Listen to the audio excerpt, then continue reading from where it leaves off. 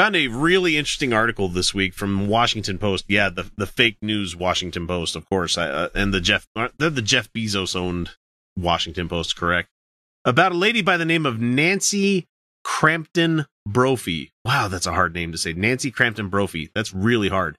The article states here that she seemed to have a knack for writing about the murder of spouses.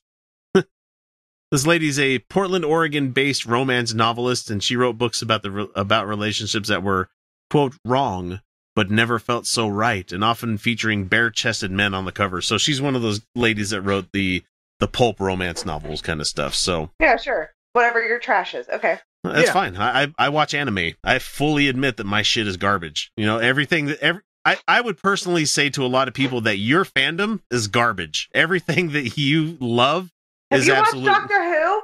That show's trash. Yeah. I love it. I fucking love it, though. You know? Football is trash. A lot of people like it, you know. I'm going to claim the team I like is going to win a game. I'm like, okay, great, good for you. You're going to know the stats just like I know D&D stats. So I can be better. I just ran upstairs and did my inhaler. I can already feel it like, oh, that's what breathing feels like. I swear to God, and I just checked the air quality because, like, as I was getting worse, I was like, it has to be getting worse. Yeah, it's bad. So this lady wrote these romance novels and everything, and she wrote a book called The Wrong Husband. A woman tried to flee an abusive husband by faking her death. So, and she wrote another book called How to Murder Your Husband, an essay. And Crampton Brophy wrote about how to get away with it. So she wrote on the post on the blog C. Jane published in 2011, describing 5 core motives and a number of murder weapons from which she would choose if her character were to kill a husband in a romance novel. She advised against hiring a hitman to do the dirty work. I mean, that's just smart. Yeah, an amazing number of hitmen rat you out to the police. And she's against hiring a lover, which is never a good idea. Oh, yeah, that's a terrible idea. Poison was not advised either because it's traceable. Okay. Yeah. I'd kind of disagree on that one because there was it's going to depend. It's going to depend on what you use. Yeah. Yeah. What was the movie I saw? It was like the Young Poisoner's Handbook or something like that. I can't remember what it was, but the kid found a way to murder somebody by poison, and it was heavy metal poisoning by thallium. And it was a really, really cool movie. I can't remember what it is. I'll have to look it up, but interesting. Yeah, it's a really cool story because he's talking about how much in love he is with this evil element and stuff. He's like, it's you can't taste it, you can't test for it unless you're specifically looking for it, kind of thing.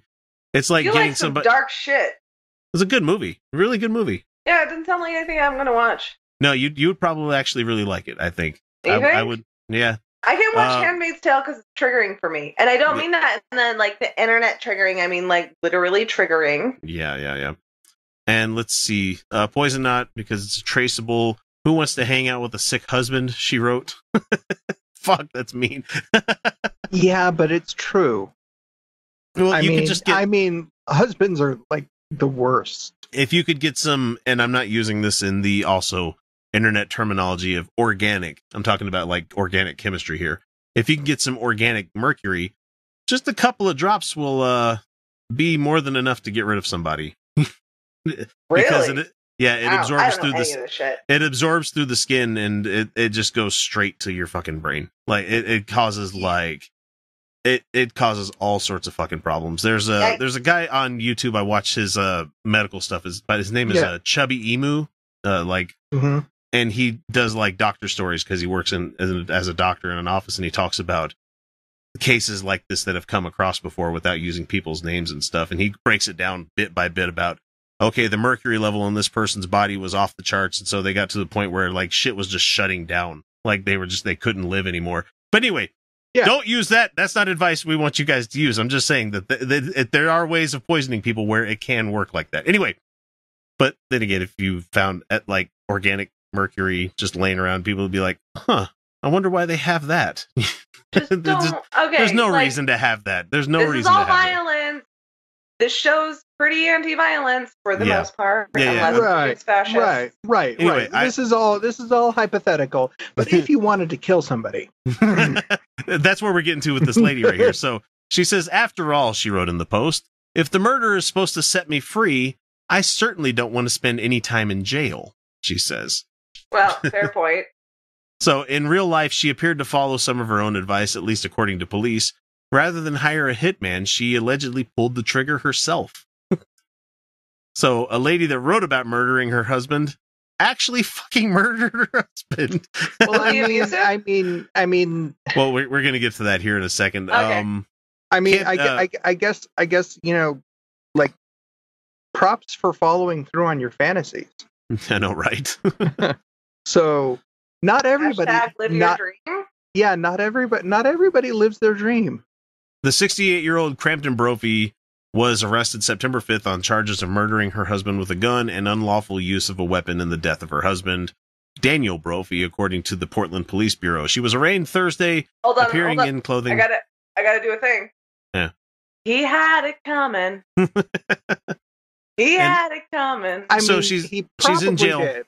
without bail. She's not filed a plea, and attorneys have declined anything.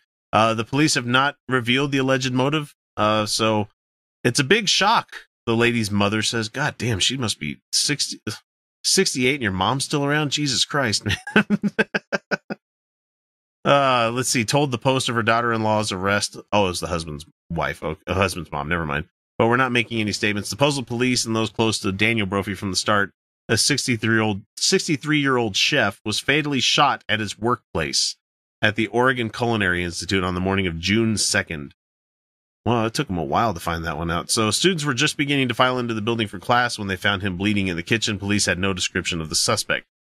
1 day later, Crampton, the lady, wrote an emotional post on Facebook saying, For my Facebook friends and family, I have sad news to relate. My husband and best friend, Chef Dan Brophy, was killed yesterday morning. For those who are close to me and feel this deserved a phone call, you are right. I am struggling to make sense of this right now. God damn, that's evil. Daniel Brophy was a beloved chef. He was a resident encyclopedia of knowledge, people said, with an offbeat sense of humor. He liked to make made cooks who forgot their hats wear sombreros or spiky helmets instead. Sounds like he has a sense of humor. Experimental field trips into forests, perpetually hunting for new ingredients. People came to say goodbye, blah, blah, blah, blah, blah. And so when the Oregonian took a hold of this whole thing, Dawn McConnell, her neighbor of 6 years, heard earlier this summer with a conversation with a lady about her husband's death, wondering what the motive could have possibly been in the tragedy. And I said, are the police keeping in touch with you? She said, no, I'm a suspect. I mean, they always look closely to people. Well, around yeah, you, like so. that's the given. Yeah. And he says, I thought she must have been one tough woman to handle it the way she did. So it's just interesting to me that in Crampton's How to Murder Your Husband essay, she had expressed that although she frequently thought about murder, she didn't see herself following through with something so brutal. And she wrote she would not want to, quote, worry about blood and brains splattered on my walls or remembering lies. Wow, this should have been a giant fucking red flag for anybody. Sounds like some sociopath shit level shit. Yeah. Because, like, I have never thought this kind of thing through ever. So Are you trying to say that that's not normal? Not everybody does this? Kyle. No, Kyle. I have some notebooks to burn. Yeah, I you mean, too.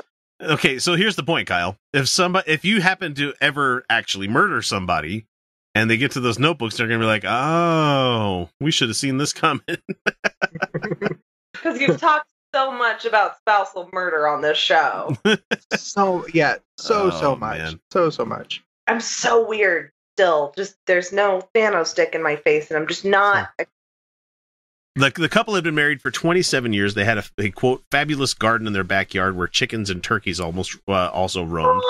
The couple had our ups and downs, she wrote on her webpage, but there were more good times than bad. She knew she had fallen for him one night when she was taking a bath and called out for him to join. Okay. His answer convinced me that he was Mr. Right. Yes, but I'm making hors d'oeuvres. That's what he answered when she said, come into the bath.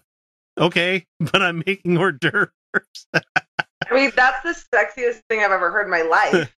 She's like, can you imagine spending the rest of your life with a man like that? Like, I'm like orgasming now in the thought of it. I just might slip off my chair. You know, whatever. Fine. And so in one now private 2011 post on CJane published that drew laughs from readers, she wrote, "My husband and I are both on our second and final, trust me, marriage. We vowed prior to saying I do that it would not end in divorce. We did not, I should note, rule out the tragic drive-by shooting or suspicious accident." That's ominous as fuck right now. Okay, so at the end of the post, she said that she loved the way that he can make me laugh when I'm really angry, and how when I least expect it he can say the perfect thing. But one last caution, she wrote, "If I ever take a swan dive off of a high building, investigate, investigate, investigate," is what she wrote. So it sounds like she got to the murder, but never the suicide part of it. This is somebody with some very heavy shit. This is some This issues. lady's dark. But I mean, a little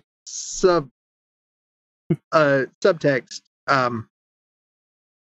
Don't push the dad jokes too far, because it could result in murder. Just What? I mean, one pun too many, and really that's justifiable. Oh, you're talking about them murdering you because you're making. Well, jokes. Got it. yeah. Okay, I thought you were talking about murdering somebody for making fun of you. Never mind. That's a completely different subject. I mean, that's justifiable too.